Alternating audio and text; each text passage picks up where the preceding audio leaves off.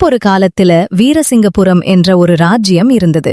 அந்த ராஜ்யத்தை அரசர் மாணிக்கவேந்தன் ஆட்சி செய்து வந்தார். அவர் புத்திசாலி, நகைச்சுவை உணர்வு, கூர்மையான சிந்தனை போன்ற அனைத்து அம்சத்தையும் கொண்ட அரசரா அவர் இருந்தார். இந்த ராஜ்யத்திற்கு பக்கத்துல சுந்தரபுரம் என்ற ராஜ்யம் இருந்தது.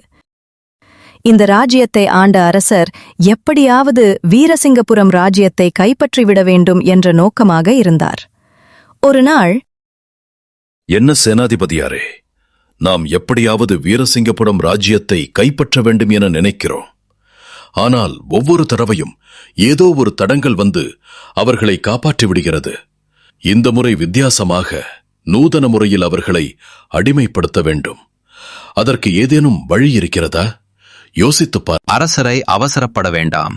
இந்த முறை பொறுமையாக கையாள வேண்டும். என்னமன்னா, பலத்த யோசனையில் இருக்கிற மாதிரி தெரிகிறது.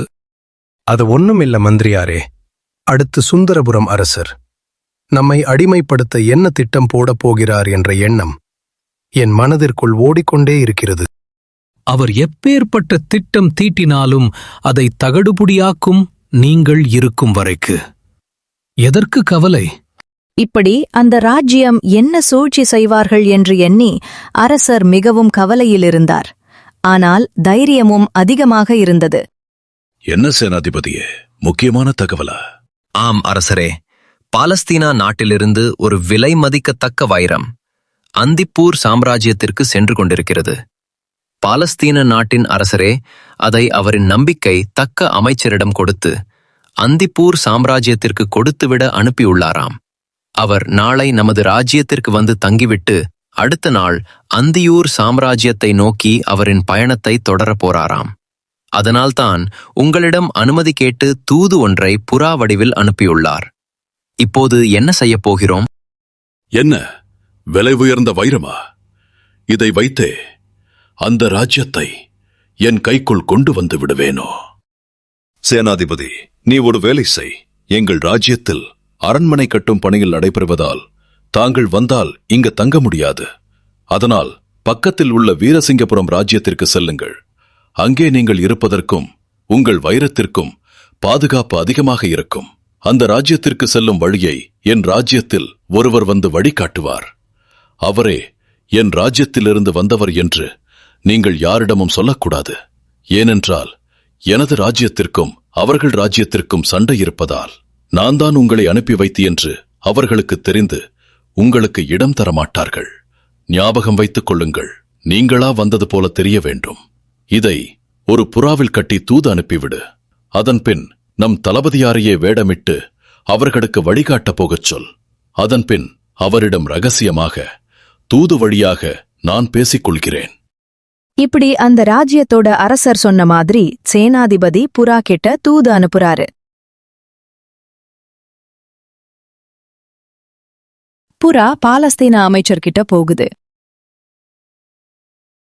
ஒசூர், நாம் அனுப்பிவிட்ட சுந்தரபுரம் ராஜ்யத்திலிருந்து ஓலை ஒன்று வந்துள்ளது. அதில் அந்த ராஜ்யத்தில் அரண்மனையில் கட்டிட வேலை நடப்பதால் பக்கத்தில் உள்ள வீரசிங்கபுரம் ராஜ்யத்திற்கு செல்லும்படி அந்த ஓலை வந்துள்ளது. சுந்தரபுரம் ராஜ்யத்திலிருந்து ஒருவர் வருவாராம். நம்மை அழைத்துச் சென்று வீரசிங்கபுரம் ராஜ்யத்தில் விட்டுவிடுவாராம். ஆனால் அந்த நபரை நாம் யார் என்று சொல்லக்கூடாதாம். ஏனென்றால் அந்த இரண்டு ராஜ்யத்திற்கும் இடையே சண்டை நடைபெற்று வந்ததாம். கவனமாக இருக்கச் சொன்னார்கள். சரி, நாளை சூரியன் உதித்த பின் வீரசிங்காபுரி ராஜ்யத்திற்கு செல்வோம். மறுநாள் காலையில சுந்தரபுரம் ராஜ்யத்தின் எல்லையில போய் நிக்கிறாங்க பாலஸ்தீன அமைச்சர். எங்கள் ராஜ்யத்திற்கு தாங்களை அன்புடன் வரவேற்கிறோம், ஒசூர். உங்களின் வரவேற்பு எனக்கு மிக்க மகிழ்ச்சி அளிக்கிறது. சரி, வாருங்கள் ஒசூர். நான் உங்களை வீரசிங்காபுரி ராஜ்யத்தின் அரண்மனைக்கு அழைத்துச் செல்கிறேன். இப்படி 3 பேரும் வீரசிங்காபுரி ராஜ்யத்தோட அரண்மனைக்கு வராங்க. பாருங்கள், யார் நீங்கள் 3 பேரும்? பார்த்தால் வெளி தேசத்திலிருந்து வந்த மாதிரி தெரிகிறது. அரசரே, நாங்கள் பாலஸ்தீனா நாட்டிலிருந்து வருகிறோம். எங்கள் அரசர் விலை உயர்ந்த வைரக்கல்லை அந்திப்பூர் அரசருக்கு பரிசாக கொடுத்திருக்கிறார். அதை கொடுக்கத்தான் நாங்கள் அந்திப்பூர் சாம்ராஜ்யத்திற்கு செல்கிறோம். வழியில் இந்த ராஜ்யத்தில் தங்கி ஓய்வெடுத்து பின் எங்கள் பயணத்தை தொடர உங்கள் ராஜ்யத்தை தேடி வந்திருக்கிறோம். தாராளமாக. எத்தனை நாள் ஆனாலும் இங்கே தங்கிக் கொள்ளலாம். அன்று இரவு தளபதிக்கு புறாவில் தூது ஒன்று வந்தது. அதில் அவர்கள் கொண்டு வந்த விலை உயர்ந்த வைரத்தை திருடி மறைத்து வைத்துக்கொள். பின்பு அரண்மனைக்குள் திருடர்கள் இருக்கிறார்கள் என்று அரசன் மீது குற்றச்சாட்டு எழும். அதன் பின்பு இந்த விஷயத்தை பாலஸ்தீனா அரசரிடம் சொல்வார்கள். அவர்கள் விலை உயர்ந்த வைரத்திற்காக போர் தொடுத்து அந்த அரசரின் கதையை முடித்து விடுவார்கள். அதன் பின்பு அந்த ராஜ்யத்தை நாம் கைப்பற்றிக் கொள்வோம். இப்படி இரவு அறையில யாருமே இல்லாதப்ப தளபதி அந்த வைரத்தை எடுத்துறாரு. இதுக்கப்புறம் என்ன நடந்துச்சு? பாலஸ்தீன அரசர் வீரசிங்கபுரி அரசரை கொன்றாரா, இல்ல சுந்தரபுரம் அரசர் வீரசிங்காபுரிய ராஜ்யத்தை கைப்பற்றினார? இது எல்லாத்தையும் அடுத்து வர வீடியோக்களை பார்ப்போம்.